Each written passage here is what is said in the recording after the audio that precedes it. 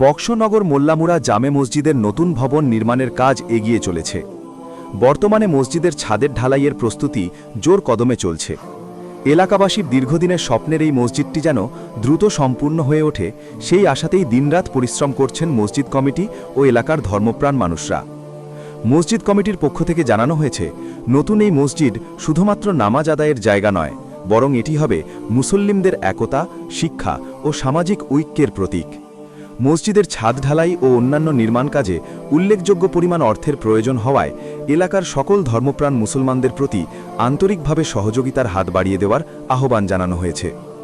কমিটির সদস্যরা বলেন, এই মসজিদ আল্লাহর ঘর। আমরা সবাই যদি সামর্থ্য অনুযায়ী একটু করে সহযোগিতা করি, তবে খুব শীঘ্রই এই পবিত্র মসজিদটি সম্পূর্ণ হবে। প্রতিটি দানই আল্লাহর পথে সওয়াবের কাজ, যা কিয়ামতের দিন আমাদের জন্য কল্যাণ বয়ে আনবে ইনশাআল্লাহ। তারা আরও জানান, যারা খাস নিয়তে দান করবেন তাদের জন্য নামাজে ও দোয়ায় বিশেষভাবে খাস নিয়তে দোয়া করা হবে। পাশাপাশি নির্মাণ কাজে শ্রম দিয়ে যারা সহায়তা করছেন তাদের প্রতিও কৃতজ্ঞতা প্রকাশ করেছেন মসজিদ কমিটির সভাপতি ও সাধারণ সম্পাদক। স্থানীয় বাসিন্দারা জানান, এই মসজিদটি এলাকার গর্ব হতে চলেছে। ভবিষ্যতে এখানে শিশু কিশোরদের ধর্মীয় শিক্ষা, ইসলামিক আলোচনা সভা এবং সমাজ কল্যাণমূলক কার্যক্রমও পরিচালনা করা হবে বলে পরিকল্পনা রয়েছে। সবশেষে মসজিদ কমিটি সকলের উদ্দেশ্যে অনুরোধ জানিয়েছেন, আপনারা যেভাবে পারেন, যেমনভাবে পারেন, এই মহৎ উদ্যোগে সহযোগিতায় অংশগ্রহণ করুন। আল্লাহ তাআলা যেন এই মসজিদের কাজ সম্পূর্ণ করার তৌফিক দান করেন এবং সকল দাতাদের উত্তম প্রতিদান প্রদান করেন, এই দোয়াই করছি। ডিডি রিপোর্ট, প্রতিবাদ নিউজ।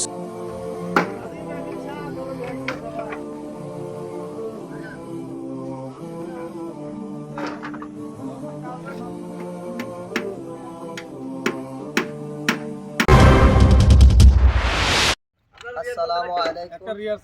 বক্সনগর মোল্লামুড়া জামে মসজিদের উদ্যোগে নতুন মসজিদের ছাদের কাজ শুরু হচ্ছে এবং দেশ বিদেশি বায়ু বন্ধুরা যারা আমাদের ভিডিওটা দেখছেন, আপনারা এই মসজিদের মধ্যে প্রাণ খুলে আপনারা দান খয়রাত করবেন। আমাদের কাজের মধ্যে অনেকটা অগ্রসর হয়েছি। আমরা রড, সিমেন্ট, বালু, পাথর এগুলা কালেকশন হচ্ছে। এর মধ্যে আমাদের পাথরটা অনেক বাকি রয়েছে। আমাদের পাথর যদি আপনারা কেউ দান করতে পারেন, আমাদের খুব উপকৃত হব এবং আপনাদের জন্য আমরা প্রাণ খুলে দোয়া করব ইনশাআল্লাহ। আসসালামু আলাইকুম ওয়া রাহমাতুল্লাহি ওয়া বারাকাতুহু।